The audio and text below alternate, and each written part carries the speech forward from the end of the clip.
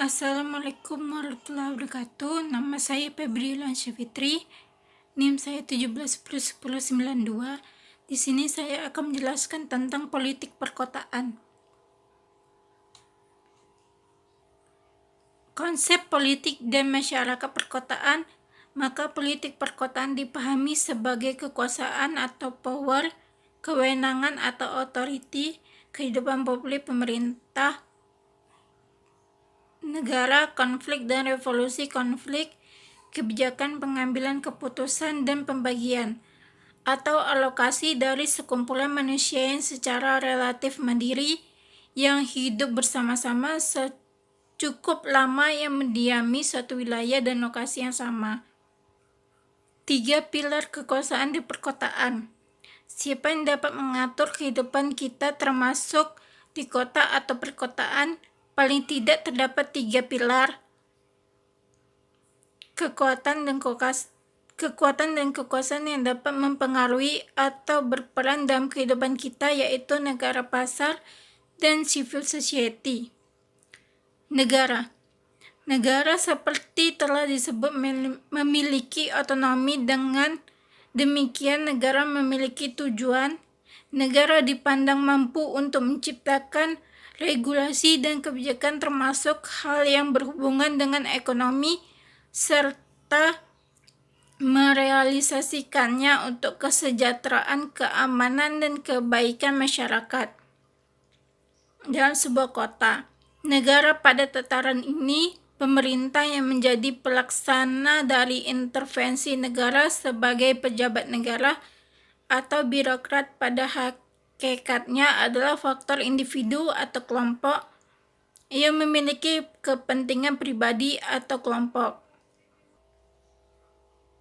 Pasar. Sosiologi memandang pasar sebagai fenomena sosial. Pada masyarakat perkotaan, pasar sangat menentukan jalannya aktivitas kehidupan masyarakat kota.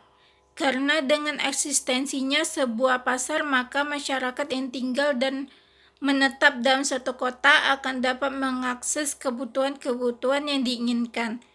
Dalam kata lain, pasar juga merupakan hal yang sangat menentukan jalannya sebuah roda di dalam suatu kota. Ketika seseorang ingin menguasai sebuah kota, yang dilakukan adalah menguasai pasar. Ketika orang tersebut telah menguasai pasar, maka kota tersebut akan begitu mudah ia kuasai, karena semua kebutuhan hidup individu dari masyarakat yang ada di kota bergantung dengan eksistensinya pasar di sebuah kota. Civil society. Civil society dikonsepkan secara teoritis merupakan masyarakat yang bebas dari ketergantungan terhadap negara, dan pasar bebas dari ketergantungan negara, dan pasar dimaksud sebagai suatu bentuk kebebasan dari masyarakat untuk melakukan aktivitas kemasyarakatan atau sosial, budaya, politik, dan agama. Tanpa adanya intervensi negara, dan pasar intervensi negara terhadap masyarakat dibolehkan jika terjadi ketidakadilan dalam kehidupan bermasyarakat dan bernegara, aturan yang dilanggar atau undang-undang tidak ditegakkan. Dalam civil society, individu atau kelompok memiliki kepercayaan diri. Kepercayaan diri merupakan suatu keadaan di mana potensi dan kapasitas yang dimiliki dipandang mampu menyelesaikan persoalan-persoalan yang dihadapi. Selain itu juga, civil society memiliki kemampuan untuk tidak bergantung pada negara dan pasar. Aktivitas kemasyarakatan dilakukan secara sukarela tanpa kata intimidasi dan ancaman dari negara dan pasar. Negara itu mengatur kehidupan masyarakat kota dengan regulasi. Pasar menentukan jalannya aktivitas perkotaan dengan transaksi ekonomi. Civil society Masyarakat perkotaan memiliki kekuatan jika memiliki kesadaran yang sama serta menginginkan tujuan yang sama. Kekuasaan negara dalam kota. Kekuasaan negara dalam kota akan dipandang baik di tengah komunitas masyarakat perkotaan jika aturan perundang yang dibuat oleh kota mensejahterakan, memakmurkan, dan memberi rasa aman kepada warganya, maka warga akan merasakan kehadiran negara di tengah komunitasnya. Negara telah menjalankan fungsinya sesuai dengan peran konstitusi yang diembannya. Apabila kekuasaan yang dimiliki oleh negara tidak mampu mensejahterakan kemakmuran dan memberikan rasa aman kepada warganya, maka negara akan dianggap gagal dalam menjalankan tugasnya di mata masyarakat. Janji-janji yang ditebarkan ketika masa kampanyenya ke semua itu adalah pencitraan yang penggemasannya dilakukan dengan cara optimal, namun juga tidak jarang menggunakan jasa bisnis marketing politik untuk bisa memenangkan kontestasi perpolitikan dalam sebuah kota.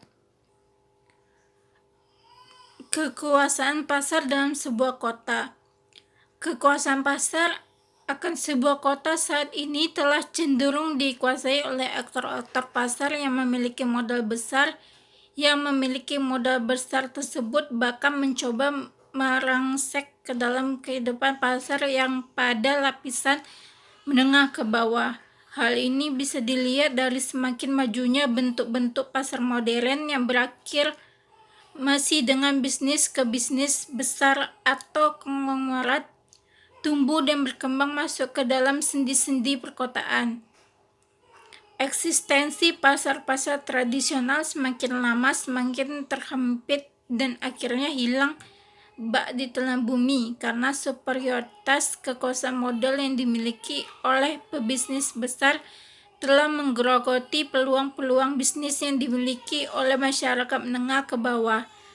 Contohnya saja bisa kita lihat di setiap eksistensi pasar-pasar tradisional semakin lama semakin terhimpit dan akhirnya hilang bak di telan bumi karena superioritas kekuatan modal yang dimiliki oleh pebisnis besar telah menggerogoti peluang-peluang bisnis yang dimiliki oleh masyarakat menengah ke bawah. Contohnya saja bisa kita lihat di setiap sudut kota besar yang dulunya memiliki warung-warung atau gerobak penjual barang kebutuhan harian telah bertransformasi menjadi toko-toko retail seperti Indomaret, Walmart.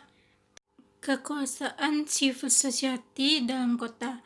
Kekuasaan civil society dalam kota dapat dilihat dari munculnya kesadaran bersama dan keinginan bersama untuk melakukan suatu hal dengan tujuan yang sama. Contohnya, mendirikan toko baju besar dengan modal bersama dan keuntungan yang bersama.